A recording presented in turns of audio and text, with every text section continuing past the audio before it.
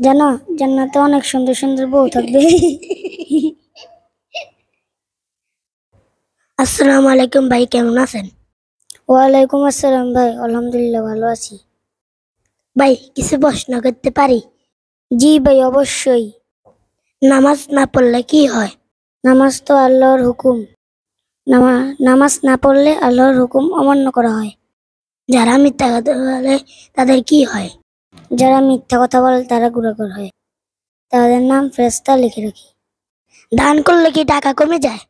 না, বরং আল্লাহ তাআলা তার রিজিক বাড়িয়ে দেন। মাকে কষ্ট দিলে কি হয়? জান্নাত দূরে সরে যায়। মা তো জান্নাতের দরজা। দোয়া করলে আল্লাহ কি শোনেন? হ্যাঁ, রাতের অন্ধকারেও চোখের কান্নাও আল্লাহ জানেন। কোরআন পড়লে কি হয়? মন শান্ত হয়, ফেরেশতা আসেন, গুনাহ মাফ হয়। মসজিদে গেলে কি সওয়াব হয়? জি ভাই, গুনাহ মাফ হয়। জান্নাতে গেলে কি থাকবে? জান্নাতে অনেক কিছু থাকবে। জানো, জান্নাতে অনেক সুন্দর সুন্দর বউ থাকবে। গীবত করা মানে কি? কারো পিছনে খারাপ বলা, এটা অনেক বড় গুনাহ। তাহলে আমাদের কি করতে হবে? ভালো কাজ করতে হবে, নামাজ পড়তে হবে, দোয়া করতে হবে, মা বাবার কথা শুনতে হবে। আজকে এখানেই শেষ।